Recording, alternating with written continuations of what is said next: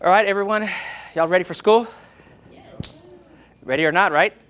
All right, as you might have seen on the screen, my name is Ramiro Cantu. I work for Teacher Creative Materials, and you guys have your new social studies coming up for this school year, to use this school year.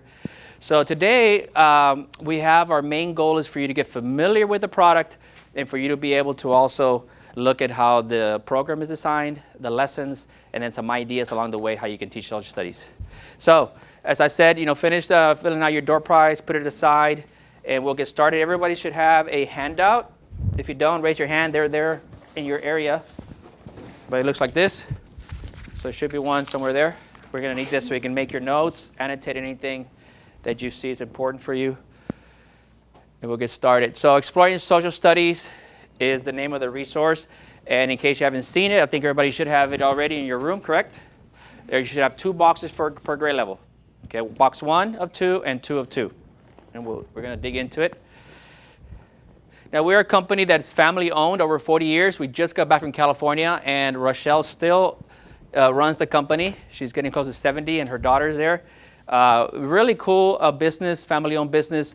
She started in her garage 40 years ago, and her daughter said, if you're going to help me in education, you have to know what it's like. So she said, you're going to be teaching, and they went to the classroom, one for 4 years, one for 6 years.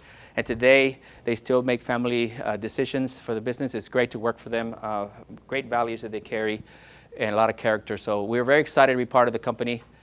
And we carry resources, our Shell professional development books, it's from our Shell division, and a lot of PD as well, keynote speakers, authors. And our vision is to create a world in which children love to learn. And it really is true. Working for the company 3 years, every time I dig deeper into a resource and how it's designed, they really thought about everything. The name Teacher Creative Materials is because anyone who writes lessons for us or develops products has to be a current teacher or a teacher at one time or another. I actually worked per diem for the company like 8-9 years ago, just simply revising, editing some things, and looking at it. So you think about what's good in a product: engagement, vocabulary, technology, differentiation. They really are very thorough in what they think and how they think about designing products, and the whole goal is for children to love it. All right, so today what are we going to do? We're going to go through and look at the benefits of teaching social studies and literacy together, the key components, what's in the box. We're going to look at how it's a great tool for engagement and, of course, standard based. I don't know if do y'all currently teach social studies as a block? Or do you try to do like little pieces here and there? Is it part of your daily block? Okay, for elementary, right? Of course. Great. That's amazing because a lot of folks, put it to the side, especially in public education, because of the stress of STAR, and they're missing out quite a bit to not teach social studies. So I'm glad that you guys have that. We're going to look at lesson plans and how it supports the areas of balanced literacy. Do you guys use balanced literacy? Is that something that's in place? Perfect. It's going to fit right in. And then some resources that are included in your box to help you grow in teaching social studies. All right, so like I said, this is what you have. Everybody here, kinder through 5th? Or do I have everybody here, right? Complete. Good, perfect. All right, so we're going to dig right in. Raise your hand if you brought some readers with you. Anybody bring any readers? Okay, the primary sources, perfect. I appreciate that. So right away, what I'd like for you to do is look at your handout and turn the page. And you're going to see the inside cover, a quadrant. And so what I want you to do is dig deep into your reader and just flip through it, look at everything. And your primary sources, which are your box. Somebody raise, yeah, you all have it there. And begin to answer those questions. What do you like? You'll see the 4 questions that you're going to go through and annotate. And in a minute, I'm going to give you like 3 or 4 minutes. We're going to report. So go ahead and start flipping, discovery, look at your primary sources, look at your primary source readers, and go through the 4 quadrants.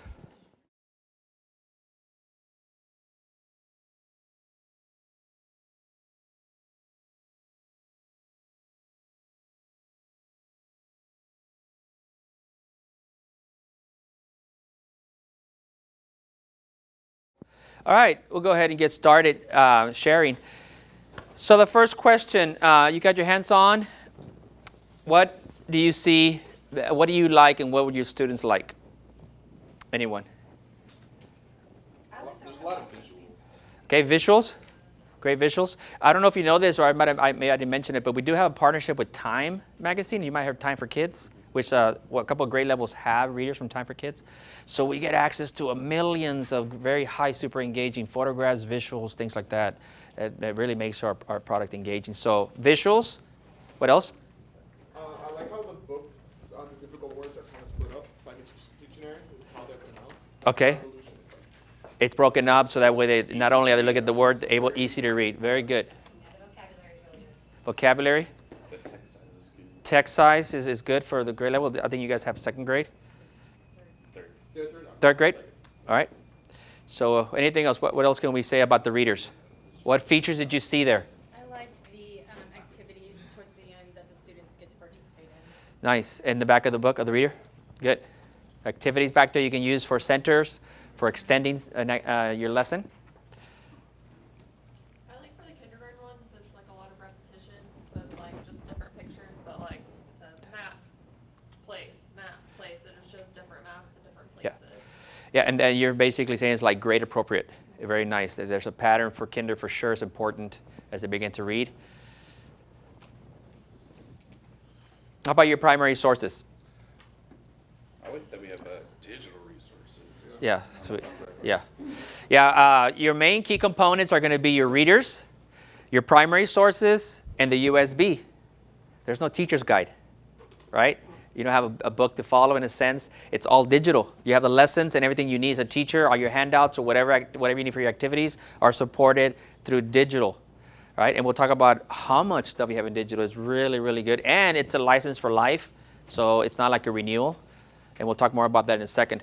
So digital is definitely there for use of technology. And I noticed that you guys have, already here. And I don't know if you guys have smart boards or not, but you can do so much with the digital. All right. What else on your primary sources?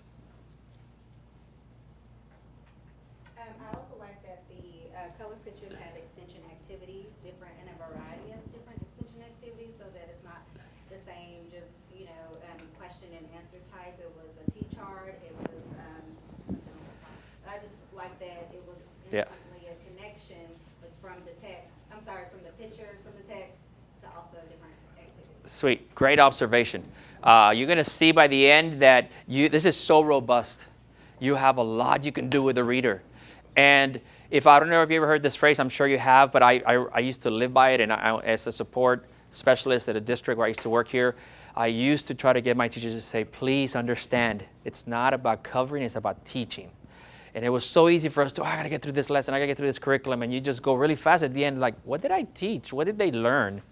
So depth and rigor is so much more important for the learning process for our students. So if you hadn't heard that phrase, you want to teach and not just cover.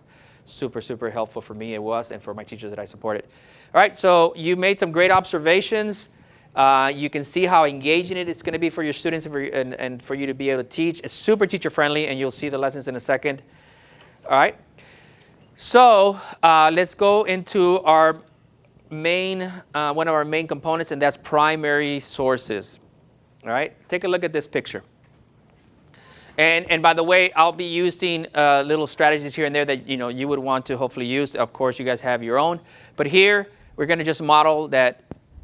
You want the kids to come up with their own. You don't want to just spoon feed all the time. Sometimes you have to provide them the knowledge and information, but sometimes most of the time you want them to come out on their own and learn. So we got to bring that out of them. And questioning is a great technique, of course. So if you were in this picture,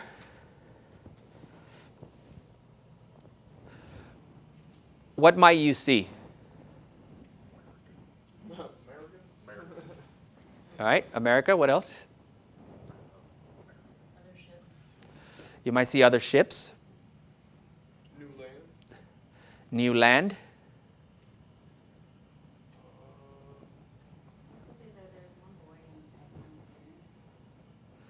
This one right here? No, No, the one right below it, sitting there. I'm sorry, yeah. Oh, well, study him for a little bit. What do you see in him? Or what? Scared. Yeah. And no answer is wrong. Remember, in social studies, it's about getting the kids to think and to begin to process information that they're learning from their history and how it relates, how it was back then, how it relates to them, and how it impacts their future. So it's also important that we don't say, "Oh, that's not right." You know, it's a great answer, especially since it's so open-ended. What might you touch? Ropes, The water. Water. cannon. Yes. Definitely the cannon. Anybody ever been on a ship like this? Yeah. Corpus Christi has some of those Santa Maria and the Pintas versions, but I've never been on a wooden ship like that. All right.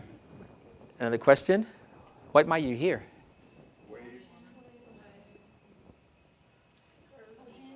Commands. Commands, waves, Maybe cannons. maybe cannons being fired off. What could you possibly smell? Fresh air. Sweet seawater. Water. Water, the saltiness, sweet.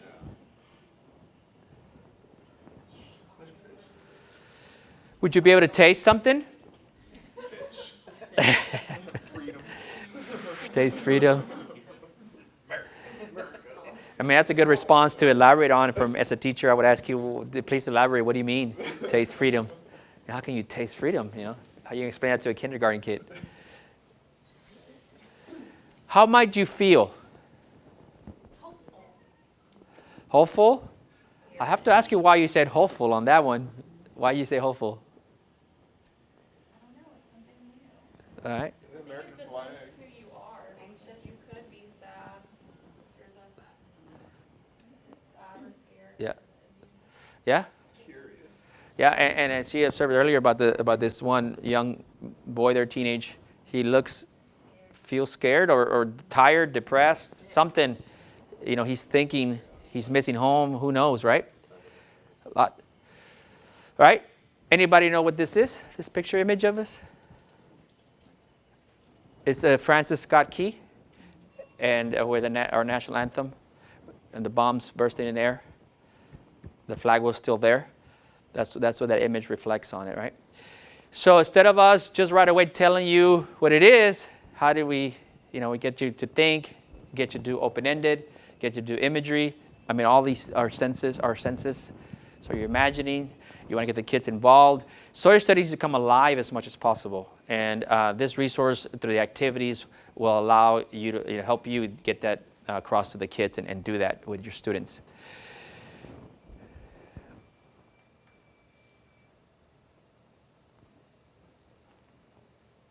And these questions, by the way, are all part of your lesson. So if you can come up with your own, but they also have, and this is from your second grade, My Country, which is yours, and I think that's what you guys have. All right.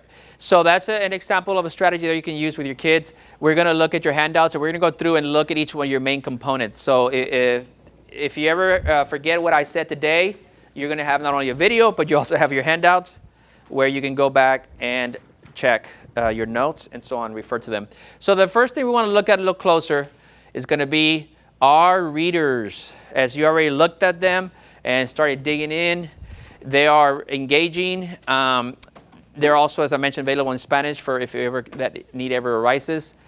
But one of the greatest things right now in Texas, 5 years ago, they adopted social studies. And we were so popular. As a matter of fact, our owner, she was a social studies teacher, so it's like her bread and butter. But we were popular with a lot of supplemental across the state that we had customers in West Texas and here in the Dallas Metroplex. They asked us, why don't you guys do something and put together something? And it was last minute. We did. And all that to say that not only do we teach social studies, but we're huge on literacy at the same time. A lot of reading and writing. And that makes total sense that it's not just about knowledge, it's about helping you read, become a better reader, and become a better writer. So if anything, when I was a first-year teacher of fifth grade, I got my brand new social studies, and I taught reading most of it through social studies. I mean, the biographies, the timelines, the dates, the summary, the text structure, it just lent itself so nice. And all I had to do was get a poem or a fictional book and teach the rest of the ELA teaks. And the kids found it more interesting. I mean, sometimes you don't want to get to like a negative argument, but there's definitely debates and questions and opinions in social studies that could be really engaging and higher level thinking for your kids. So we're very happy with the product. And so today, over 35 districts in the state have this as their adoption. And we're still getting new orders because some folks never order anything.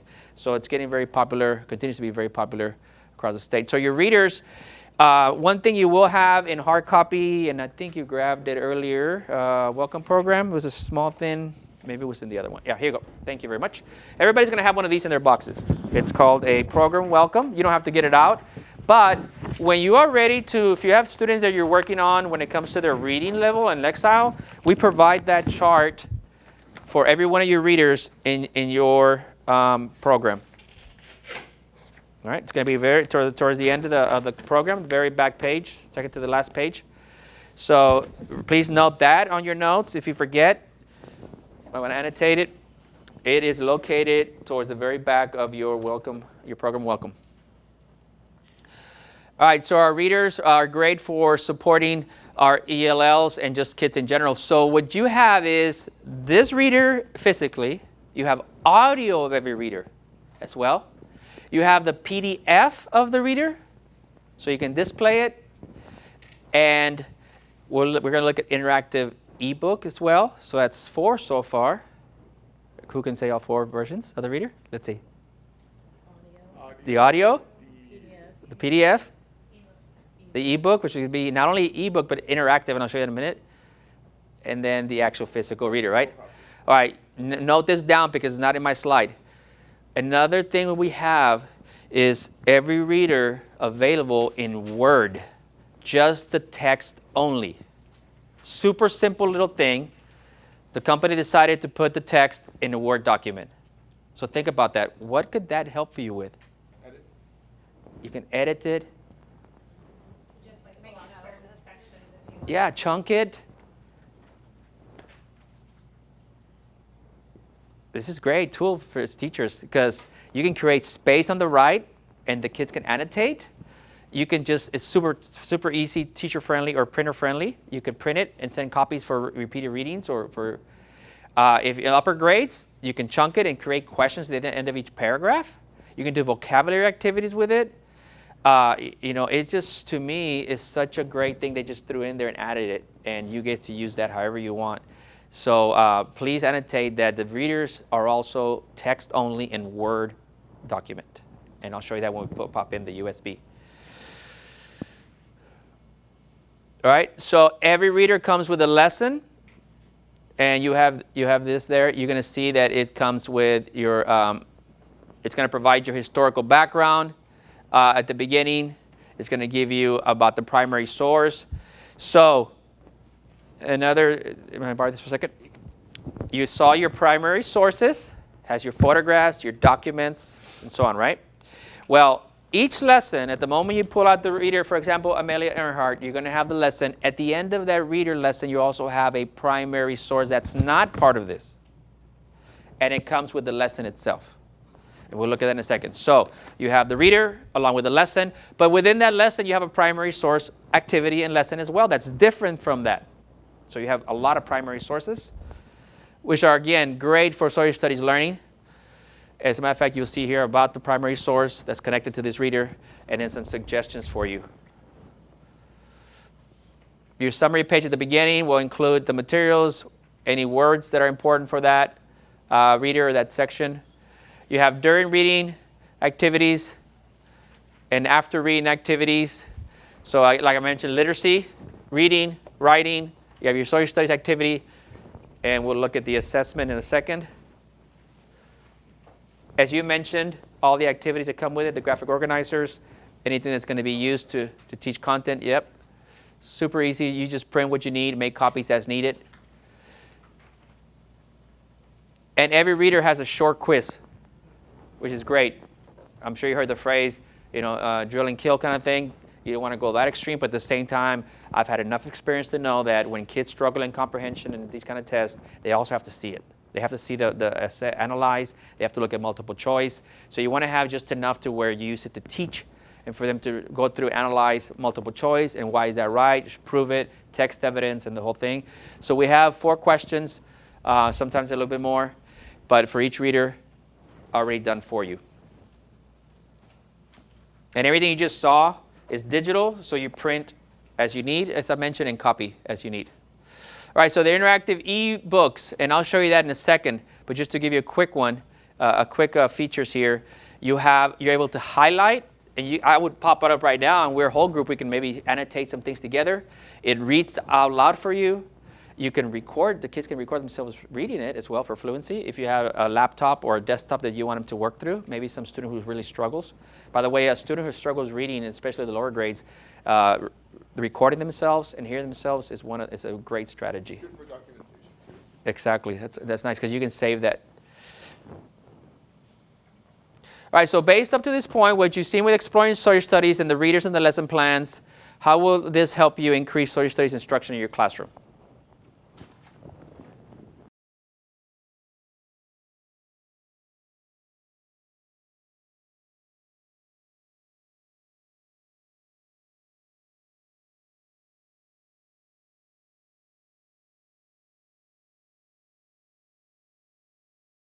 So overall, we kind of just summarizing where we're at now. You all see how engaging it could be and the multiple uses for your instruction in teaching social studies. All right, so now let's look a little closer at the primary source kids. You guys are already familiar with the boxes. Everyone will have one box, like the one I just lifted a while ago, primary sources. Even though you have two big boxes, you have one primary source box. All right, and you guys, I just learned this when I started working for the company 3 years ago. It's a shame, but I didn't know what primary sources were. Who can give me a good definition of primary source? Is that a common, right? Who teaches us that? Even though it's every day we see it, but we didn't know what it was called. What's a primary source? Why is it called a primary source? Michael, you got to save the day. It's a source directly from a person who experienced the event. Yes, it was original. So it can be, like if I tell you about my grandma's story, when she did something specifically, I'm already a secondary source. I'm not the primary one. She's the primary one, right? So today we have primary sources all around us. Give me an example of a primary source. I mean, when you're in media and you're doing an interview, you have to you want facts, you have to go to a primary source. You have to go to primary to get those facts. Yeah. Yeah. So you guys have it all around you. What's a primary source example? Like any of the official documents, like a Declaration of Independence or something like that. Yes, exactly, and we have samples of those. But you as a person today, it doesn't have to be historical like from years ago. I mean, all of us are primary sources, first of all, if we were to tell a story about this event. We all have phones. What's in our phones that could be a primary source? Photographs. You are the primary source. That photograph you took of yourself of this day is a primary source. All right? So it is important, and you might not have to teach that objective for the kids, but it would be good for you you're going to have to talk to them about that. When you begin to introduce the documents inside here in the photographs, you have to tell them these are primary sources. You do have to explain to them, why are they primary sources, right? You can have maps. You guys have seen Explorer maps, old maps. And today's maps, artifacts, photographs, as we mentioned. Just because this is old doesn't mean that photograph is a primary source, but not mine today. My photograph today is a primary source. Videos, audio recordings. If you guys have heard audio recordings now from back when, maybe the 50s or whatever, and those would be also. And even today's audio recordings. Magazines, newspaper articles, speeches, political cartoons. All right, so I mentioned you have your kit with documents, photographs. All right, let's take a look at this photograph. So again, we're in a question, and I'm going to show you a quick strategy in a minute about how you can introduce photographs or just images. But for right now, we will go back. Describe what you see.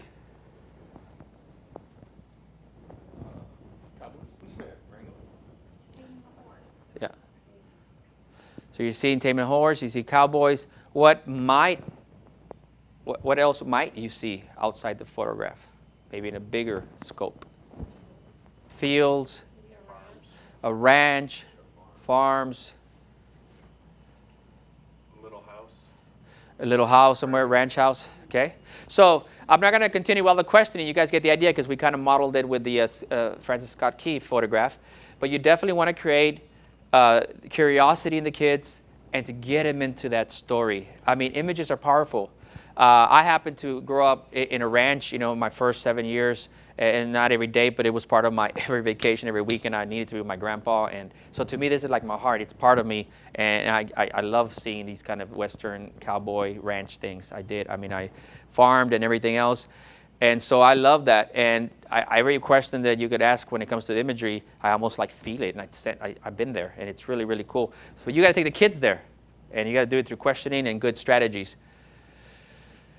All right, so I can go through, but the idea is going to be that you're going to have them think about open-ended questions. I mean, you want open-ended questions. You want them to think higher level. It's not going to be like, how many horses are there? What's the color of the hat? You want them to think higher level, and that kind of questioning goes higher, and there's no really wrong answer, which is great for the students. They don't want to be wrong, right? They want them to be right. And so that's one way to introduce the cowboy way. And so now we're going to provide you a little more background. And I would like for you guys, I'm going to give you a handout. It's just a one-pager. Do your speed reading and go ahead and start reading. I'll give you a few minutes.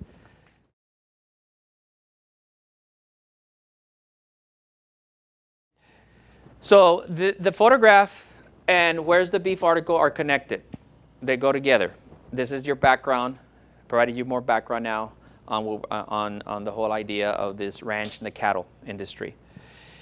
So an activity we're going to do now is I'm going to have you go where you're at. Your groups are perfect, 2 people or 3, whoever's sitting together, and you're going to discuss it and create a collage of the cattle industry using words, pictures, quotes, maps, symbols, etc. And then we're going to go as a group describe, what you did in a second when everybody's done. Bonus, you can get a bonus for doing a poem, a song, or a rap, and communicating what you have.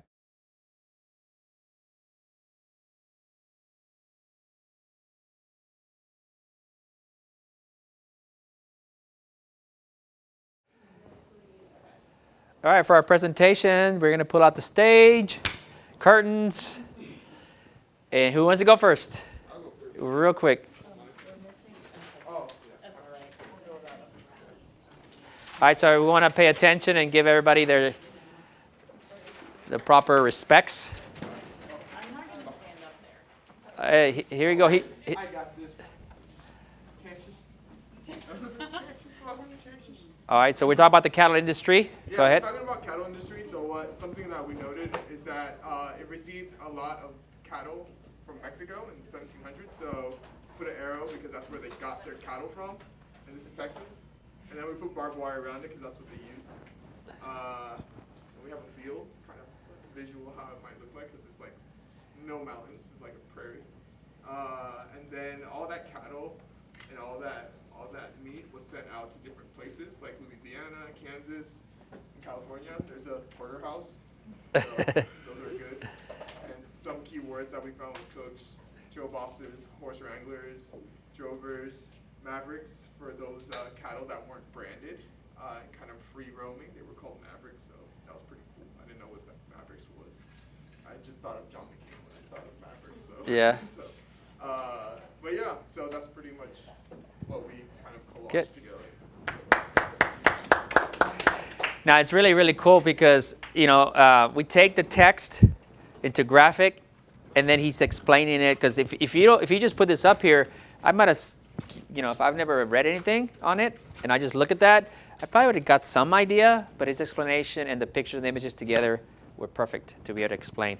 That's a great that you pointed that out. So you had an aha moment. Yes. Next. All right, we're all going to go. So, all right, let's go. Group, we're just going in order. That way you all are ready. Counterclockwise.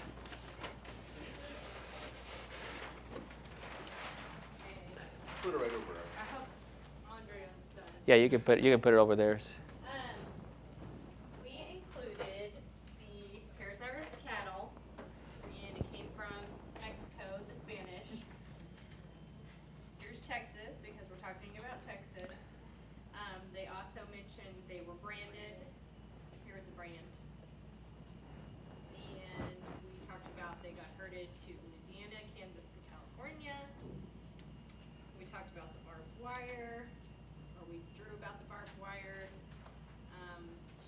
livestock, and then also included some new vocabulary words that might be new to the students and horseshoe. Very nice.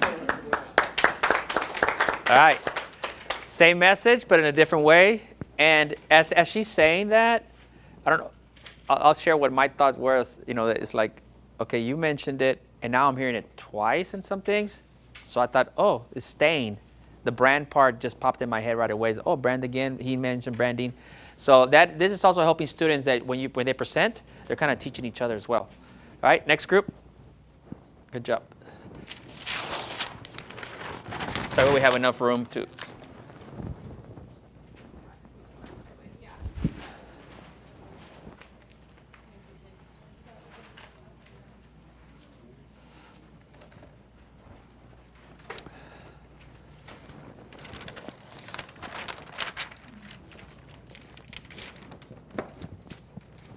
Okay, so we made a Nice. timeline from the 1700s to the 2000s with important kind of inventions and significant events.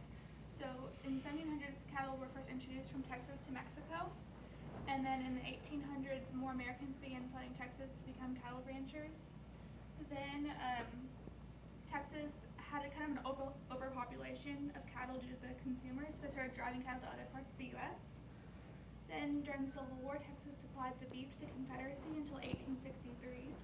1900s, ranching changed due to the invention of barbed wire, so they had to start transporting cattle by train. And then increased invention with corrals, loading chutes, trucks, trailers changed how technology made ranching easier. Nice. What new information? What new information did you learn from her presentation? The contemporary to the 2000s. Okay, that she brought it up to 2000s. Anybody else? Did you learn anything new from what she said? From what the first two did? She's the first one that mentioned supplying during the Civil War, yeah, I did too.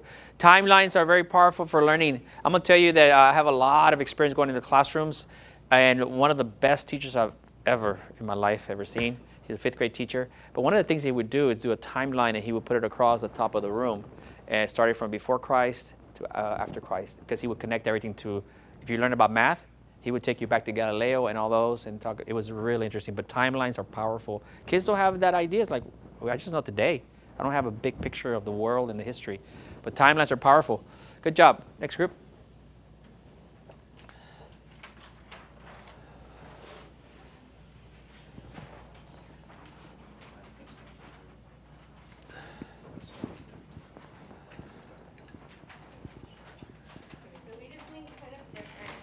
Yeah, difference is good. Difference, and differences are good overall. Okay, so we Nice. kind of, focused on some of the key phrases and words that we found. So it was all about cattle, and so then we just kind of found some different things that we found were important. So beef, economy, cowboys, vaqueros, Texas, cattle market. So these are just some of the words that we found that kind of helped connect all the pieces. Nice. And so this would be great, for vocabulary, and then for them to even extend it if they needed to. But very different. I love the big word cattle coming down. It grabs my attention right away. So nice job. You can absolutely put it on that wall.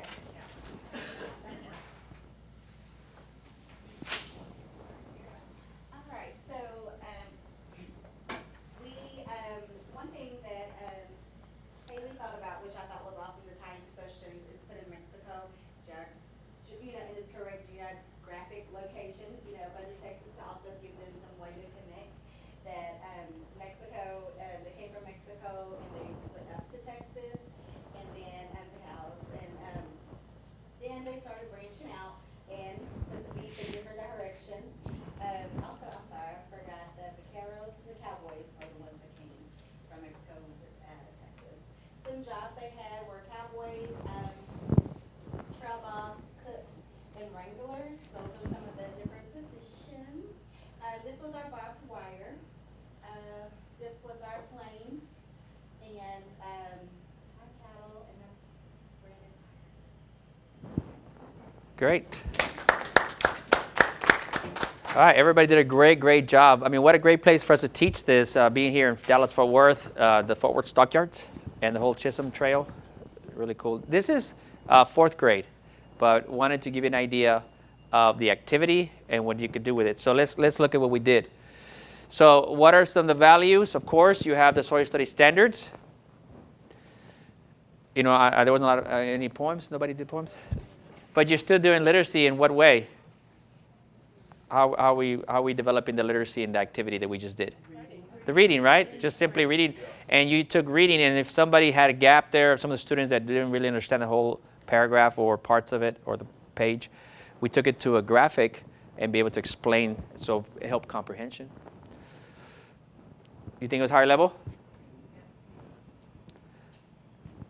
All right.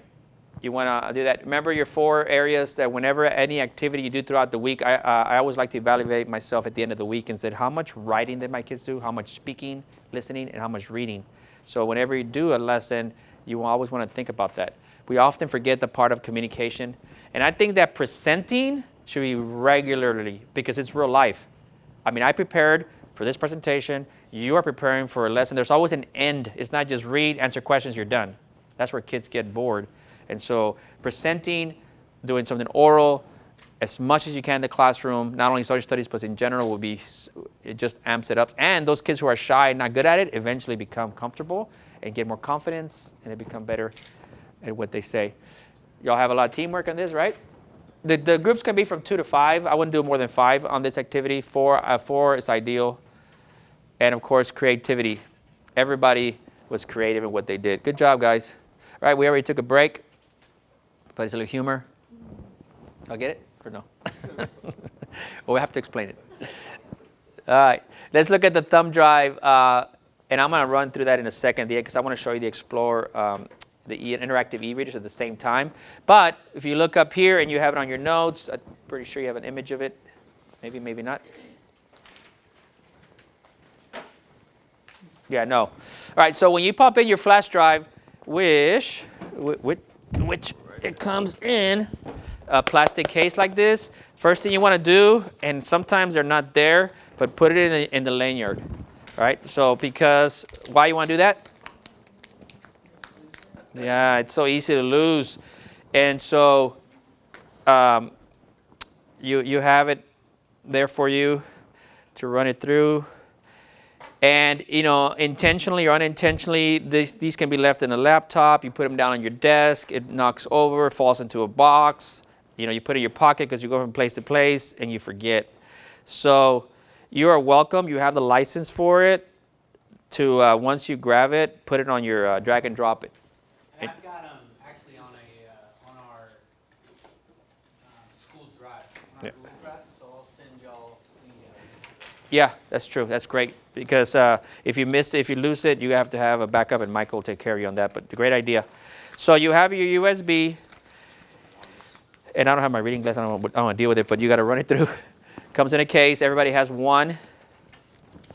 And once you pop it in, you'll see the folders. These are the 5 folders that come in, pop up. Professional library, we'll talk about in a second. We already talked about the program. You have it hard copy, but you also have it digitally. The books and lessons, which we're going to open in a second. There's a culminated activity to do at the end to bring it all together.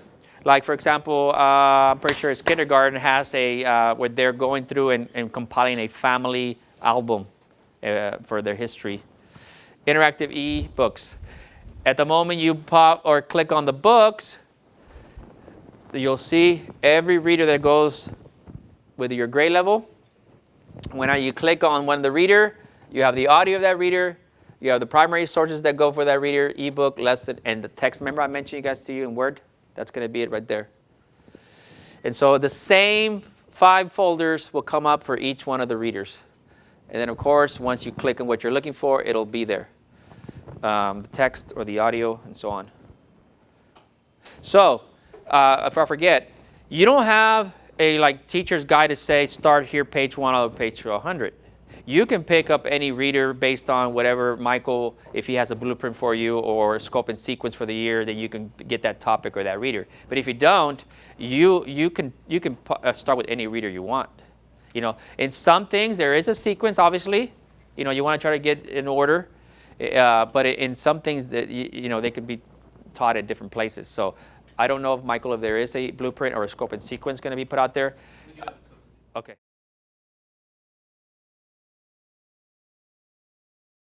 So then you all just follow that and pop that reader based on your objectives.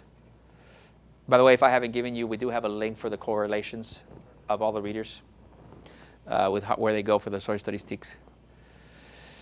All right, so you have your resources, handouts that go with the lesson. And again, I want to pop the USB in a second. So you also have professional resources, strategies for writing and reading with social studies. This is a very popular resource. What we did with the cowboy and Francis Scott Key, those are the kind of activities you're going to have and ideas. If you have a photograph, what are some ways that I can teach? How about a cartoon, a newspaper article? And so depending on which artifact, which primary source you have, they'll help you with ideas of strategies for each one, activities. And then building vocabulary, academic vocabulary and social studies strategies. Those are all digital and they're part of your USB. So they're great for districts if they want to do like a chapter study for that week or for that semester, a book review or something like that. You want to do some PD or for yourself. All right, so we looked at some technology. Any more thoughts about how will that help you with your instruction? We kind of already said so. Anything else you want to add? How will it enhance your instruction? Just having the visuals. Yeah, having the visuals, the graphic. For the audio, if you guys have, you want to do a whole group, where it reads to them and they follow, you can do that. Or for small group listening centers as well, if you guys have those equipment. The videos, is it like to connect the text to like an example? What are the videos? Great question. So she asked about the videos. In the interactive e-reader, ebook, there are, as you're reading to them or they're looking at it, there's 2, sometimes 3, sometimes 4 videos. So they're in a page, and let's say they're looking at the Texas cattle. There might be a video. They pop it up for 30 seconds to a minute, 2 minutes. It'll talk about the cattle drive. So it kind of brings it to life. It adds some background, and that's what the videos are made for. They're in part of the interactive e-reader and provide you that background or image to help the kids understand the text better. Great question. All right, so you also have Reader's Theater as part of the Readers for grades 1 through 5th. So if you're kinder, you don't have the Reader's Theater. They may not be quite ready for that. But you also have another type of reader. So we have your primary source readers. You have Reader's Theater. You guys familiar with Reader's Theater? Yeah, you probably have done in some version of it. We have our own resource for that, and we brought it into our Exploring Social Studies. Great way for the kids to learn. By the way, what we did, the main characters in the readers are the lower reading. So that student maybe struggles, ends up being the kid who ends up being the main character. So that way it's their readability level, but they end up being, having more lines. It's kind of encouraging way to motivate them. So the lessons are going to be a little different, and you'll see that they're super easy to follow. By the way, all of our lessons, the ones that we're going to look at for primary sources or Reader's Theater, Time for Kids, you can break them up and chunk them if you needed to. If you wanted to follow the whole lesson, you absolutely can. And like we talked about at the beginning, it goes depth and rigor. But if you wanted to focus on the vocabulary part of that reader lesson and do that only, and then jump to the writing activity, that's still okay too, right? Or just do the reading part, and before, during, and after reading activities, and skip something like, at the end. It's that flexible. That's my point. Same thing with the Reader's Theater. There's differentiation support. All right, for the early childhood readers for kinder, so we have primary source readers, Time for Kids, Reader's Theater, and we also have the early childhood themes. And again, they're aligned to the standards for kindergarten, and they're made to be appropriate for them. There's a lot of oral development activities that are aligned to their grade level, to their developmental stage. Kinder, you also have vocabulary cards, and we don't have a kit here for kinder, but in the back section back here, who's kinder? All right, kinder, in the back section space back there, you're going to see cards that are the size of the box, that fit back there, and they'll look like this. They'll have the image with a description sentence and activities in the end, in the back, that you could do to phonemic awareness or maybe build background some knowledge. But only Kinder has those. And Kinder, you have those in hard copy and digital, both. Right? We mentioned the other type of reader is going to be your Time for Kids, as I mentioned. So totally aligned to your standards. The lessons here are just a little different designed. The lessons for Right Time for Kids is going to be K, 2, and 5. So if you're third and fourth and first, you won't have that kind of reader. You have the other type. But just to remember that the lessons are different. They're a little bit go deeper in literacy. They're going to do a lot of more word work. It's going to be more extensive, and when it comes to pre-reading and doing reading activities, but their learning objectives and just more rigor in literacy. Question on that. Is there a reason why third and fourth don't have that? Because they do test, and I guess it would help if it's better. Yeah, I think it has to do with the alignment. So, for example, land fit in with Kinder, so it fit there. Third, fourth, our Time for Kids readers, we didn't have that aligned to the objectives. So first we looked at the objectives and then pulled in the readers that aligned. It just so happened that there wasn't any, or they were not needed. We met the need through the other type of readers. How do I implement exploring story study into my classroom instruction? Kind of gone over that, but just to emphasize is that remember that it's not just for your social studies block. You can also do it for guided reading, for take home, for practice. There's a lot of ways to teach social studies. All right. All right. So this is more between you and Michael and your district about how you're going to scope and sequence in those things. So we're going to go through it kind of quickly. There is a copy of this. If you wanted to help you plan, you feel free to use it. But basically, you're going to start planning like, what are my objectives? What reader am I going to use? How many days am I going to teach it? It's just a little extra, but it sounds like you guys already have that set up for yourselves through the district. All right, so let's look a little closer at the lessons. So if you go to your handout, go towards the back. You have the law, you and the law on page 7. That's where it begins. And we're going to look at those parts of the lesson right now.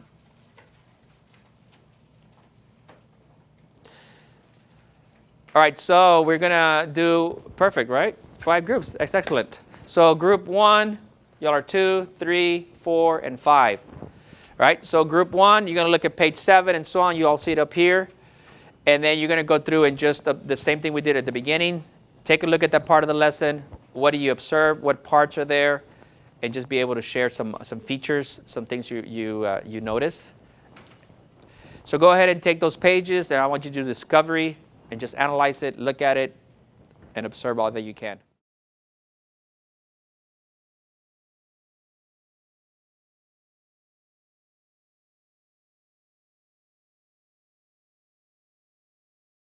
Together, and you had a page or part of a page to observe. So we'll start with group 5. Please share with the group what is the main goal of that page, anything you've liked, or any questions you might have about that part of the lesson. So this is the primary source activity for the lesson, and so it should the picture that it shows is a stop sign. Talking about laws. So it gives one of the things we like is thinking about within a 5E lesson. It gives lots of opportunities. It's easy for them to engage in the lesson because everybody knows what a stop sign is. Yeah. It's not something that they need a ton of context for because they see them all over the place. Perfect. So they can immediately connect with what it is, but then it also gives them a lot of extensions from that. So it asks them to brainstorm some other signs. They'll let people know that there's a law in place that they need to follow. It has them discuss laws that apply within their school system, so it makes it like a personal connection, allows them to do those things. And then there's also an activity where they can design a sign. And so it gives them an opportunity to try to think of something in a different Nice. context. Yeah. And to go a little deeper. So we were talking about just looking at all of them, how it's nice that all the activities seem to vary. And so no matter which one you choose, it's not like they're going to be doing the same things for every lesson. And so we like the extension activity of that.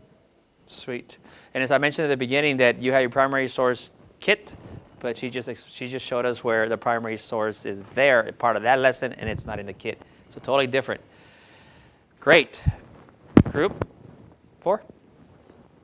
So the main goal is really vocabulary and understanding word meaning. So it starts with a vocabulary activity. It says to create, riddles, synonyms, antonyms, examples on examples for them to use and figure out the vocabulary.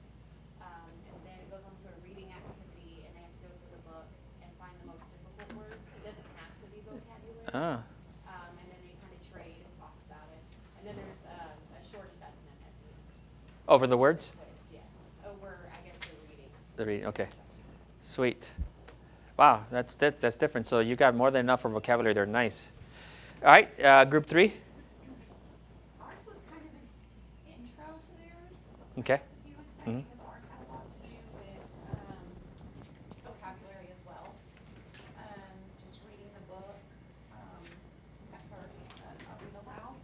And then there's a activity sheet, tough words, where the students would write down words that they're having a hard time with. And again, it's not limited to just the vocabulary words. And then you pair them and have them read it a second time just to kind of figure out if they can use the context to find the meanings of the word. Okay. And then second, we had a writing activity. And so it was a you decide activity sheet that was also provided where they could discuss the proposed law and actually share their opinion. So give their own opinion on that. So that Nice. was a good writing piece to show their own. All right, so the different parts of literacy there. And your main section was the during reading During reading. sections of the law. Okay, perfect. And I believe you also were the after reading? Yeah. So, and that's good to reinforce maybe the activity, especially vocabulary. It's always such a huge need. Kids always can benefit from activities in vocabulary. Group 2. More vocabulary. All right. It was really, it's really driving it home, especially this would be good for the younger grades because you have the vocabulary word bank. You get to ask them what they know about a specific word and get them involved asking questions before you just tell them like you were doing. It starts with just the word law, which is something that most Yeah. of them are going to be familiar with. So kind of the first thing is getting them to really expand on what a law is. And then the second activity is kind of bringing in Yeah. those vocabulary words that might not be as familiar to them. Yes, yes. But while you talk about laws, some of that stuff might get brought up. So they're like reintroduced before you get to the deeper vocabulary activities. Oh, good. So up to this point, and your main section was it the before reading? So before, during, and after reading. So now we kind of connected that they're going deep with vocabulary and words. Because why? That's going to help understanding. We know that's one of the biggest gaps in comprehension. The kids read the words. And, often I remember my very first year, I would introduce the words. What did they mean? And then, okay, now read it. They still didn't get it, what they, the words. If they were not familiar with the words, I needed to work with them throughout the process from beginning, during, and after reading. So you're not going to waste any time. One of the biggest problems that I've always had with teachers was, oh, my kids don't have vocabulary. And my question would be, what are you doing like consistently and with integrity? It was almost, I can never get a good straight answer. Oh, I introduce this sometimes, I do this. I said, but what do the kids are used to when it comes to learning vocabulary? And so the one same teacher I mentioned earlier, his biggest thing was vocabulary. He used to do the Greek and Latin roots and affixes like crazy. Introduce prime numbers in math, he would talk about the root of prime and in the word families. And so the kids made the connection. But that pays the biggest dividend. And I remember thinking like, I got to go read a passage and I got to answer questions. I got to get past these vocabulary things. But no, it backfired on me. So vocabulary pays the biggest dividends in your comprehension and the kids to internalize it. So the idea there is that's needed. Group 1. It has the learning objectives for the whole 5 days. It's broken into 5 days. It gives you all your materials that you're going to need. But then the timeline for the lesson, it tells you each day what you're supposed to do, but also like the learning activities. So day 1, you're learning strategies. Yep. Day 2, you're using the strategies. Day 3, you're quizzing on those words. And then the primary source, and then an activity. Perfect. So yeah, she shared with us, and this group had the overview page. So when you have an idea what the week looks like, that'll be overview page. and what the goals will be for that week. And don't ever be afraid to go deeper than one day on those things if you need to. Slow down, and you're the teacher, you're the expert. You adjust based on how your students are responding or not responding.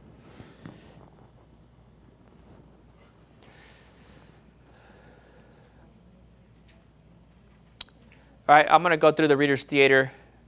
It's a great, engaging, fun way to do it. So hopefully you do get the kids. Don't go too fast through this. This is worth it for them too. It's a different way to teach. And one of the main things is reading fluency. All right, that's what you want to help them develop.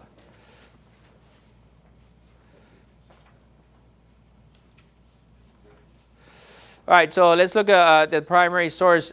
Take a look at this activity. This is an idea, and I'll share at the end if you don't let me forget a alternative way to do this. So this is quadrant questioning. This activity is part of that. Remember that a professional library I mentioned, primary sources? This activity is in that professional book. But this would be quadrant questioning. What do you observe?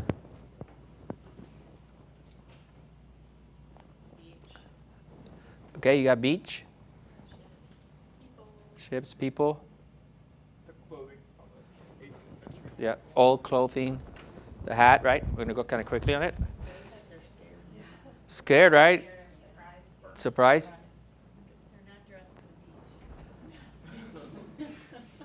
Similar, right? Similar observations here. Very memeable. Again, old clothes, right? What can you add to that? They're on a roller coaster. Don't cheat. Yep, you got the wheels and they're on a track. All right, this is a picture of a roller coaster from the 1886. Yeah, so one of the things that you could do is through the PowerPoint, you could do where it has a picture, you can divide it up and forth, but you can also use sticky notes or pieces of paper where all four of them are pasted on there, and the kids lift one at a time, and you number 1, 2, 3, 4. So if you have a picture of the photograph that's a full page, and you put the sticky notes on top, you give it to them like that without them look at the picture, and then you tell them one at a time, and they go through in questioning. That's one method. You can also cover it on a poster up here. So you can do it through slides, dividing up in the digital form, or even in hard copy through sticky notes or blank pages where they can't see through. So the idea is that you're giving them a chance to slowly make observations and come up with their conclusions and describe things. And this is out of kinder. So they're comparing, this is family unit. They're comparing what a roller coaster looked like back then and some today. So you probably can do one for, was it El Diablo from Six Flags now? Is that a roller coaster? Yeah. But they have some new roller coaster in Six Flags, but they could take it to another level. But this is more or less what they look like today anyway. So that's a short idea and activity that you could do with your primary source, photographs.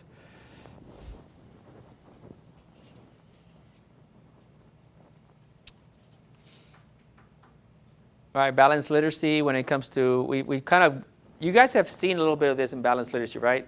We won't go too much. You can see through the activities and through the resources how it lends itself to make sure that you go in through the small groups, the guided reading, whole group, an assessment, and that's what balanced literacy looks like. And through exploring social studies, we're able to support each one of those parts. Independent reading, we talked about that. The readers are great for guided, for shared reading. You being able to read aloud, and the lower grades, a lot of word work, phonics. All right, let's look at our USB now and the exploring reading, the interactive e-readers.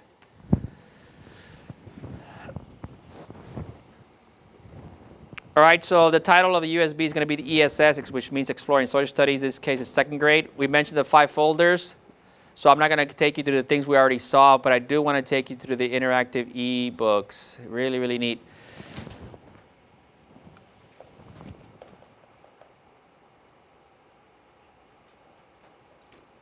So although the folders there are supporting files, you want to do the launch, and you're going to get the thumbnails of all the readers that are included in your kit. And so if we're working on You and the Law,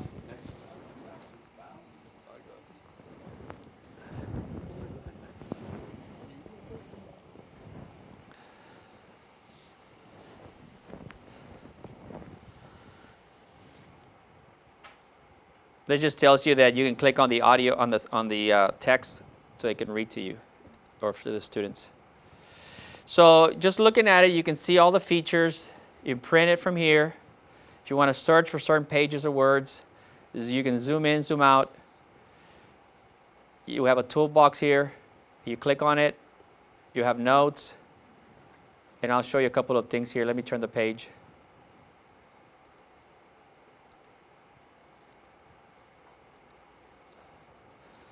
So I like this one. See that right there, what I did with that spotlight? So if the kids are seeing the whole picture, the whole reader page, but you want them to focus on something, you can grab the spotlight. And just like, for example, here you can do the questioning. You know, what do you observe? So it's really cool. For nonfiction features, you might want to just zoom in on that caption, on the bold subtitles. Okay, so that's the spotlight. And again, you're going to learn, and you know this, by playing with it. I just want to give you some highlights.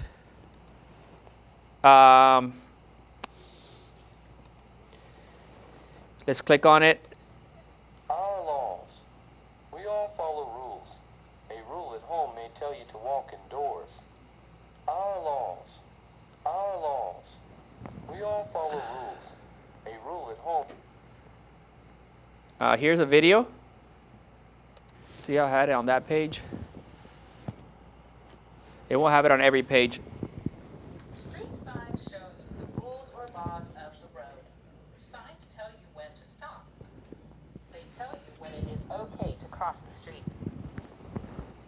They also tell you which way. So you'll know because they're there. I mean, I can't tell you which page has them. They're just put out randomly based on where they make sense.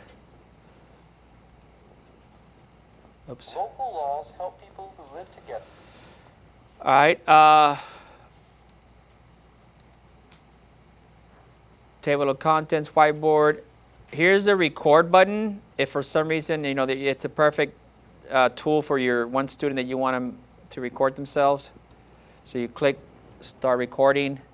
Testing 1, 2, this is Exploring Social Studies, Life School. You click start recording. Testing 1, 2, this is Exploring Social Studies, Life School. A neat little extra tool, right? Maybe you can record yourself modeling fluency and play it back. You can jump straight to the glossary.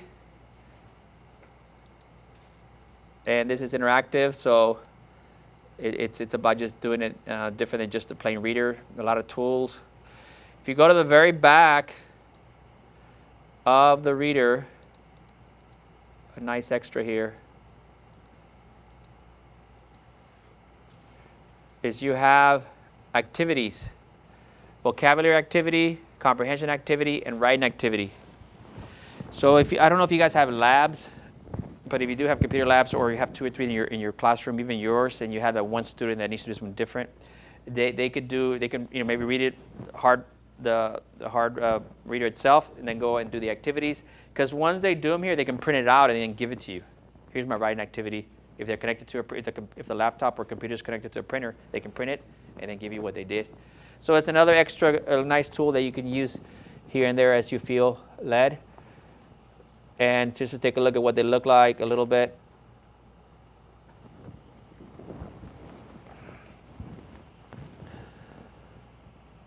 It's a lot of drag and drop and sometimes typing in. So if a kid needs to read directions, it reads for them. Click on the sentences to hear them read. Choose the correct word to complete each sentence. Right. If a court finds you guilty of a crime, you are given a sentence. Let's try Congress. Congress. All right. So at the end is where it'll give you. Law. Try again. Reset. All right. It's a nice little extra. You want to highlight things, so on. Any questions on their interactive e-reader? Isn't that a cool tool? Say yes. No, really, you can do so much with it. For whole group, fluency, have that one student that you want to sit in the laptop while they're doing something else. It really is a great super extra.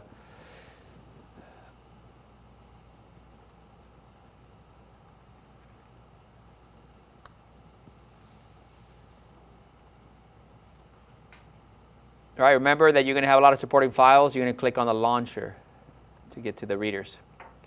The culminating activity that we haven't looked at yet, there's a lesson for it. So grade 2, for example, let's see what they're going to do. Oh, they're doing an immigration scrapbook in 2nd grade. It'll give you all the materials you need.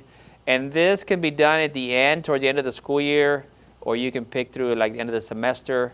You can start working together. It'll give you all the directions, everything you need, the supplies that are needed, what the students are going to do, and they'll be compiling this. You could do that throughout the year, maybe on Fridays kind of thing. So there's different ways to implement that. Everybody has one, every grade level.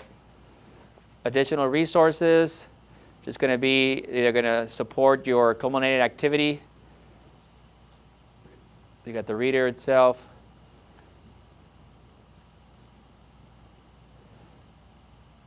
Immigration identity cards, so on. All right, books and lessons we already went through, but I'll click on audio so you can see they're very professional. They're not, I didn't record these. I don't know which reader is going to be. Which device? A Family Story by Jean Dustman. A Family Story. So it's got a good pace. It's not going to be like, sometimes those recordings can be kind of defragmented, not very natural. Our recordings are really, really done very well. There's your primary source for that e-reader. There's the reader itself in PDF. The lesson that we mentioned and everything that goes with it. You have a copy of the U and the Law. And the text. Again, simple thing, but you can do so much with this. Just create a lot of space in the column to the right, having them answer some questions or interact, draw what they see. All right. Any questions on the USB? Make sense? All right, so who can tell me the main components to summarize? What are the things you have in the box? Readers, primary sources, and your USB. And with the USB, you already saw everything that's in there. And we've gone through the lessons. Any questions up to this point to wrap up? You're all excited? Are you more excited or more hungry? Yes. All right. Well, I really, that's all I have. We're going to do the door prizes to finish off the training. You guys have my contact information through Michael, or you have my label on the envelope outside. Any questions that come up once I leave, feel free to email me or send them to Michael. He'll send them to me. But we'll make sure you're supported. Anytime throughout the year, I can make a visit to your classroom and help you with anything that you need, any ideas or more support in any way. All right?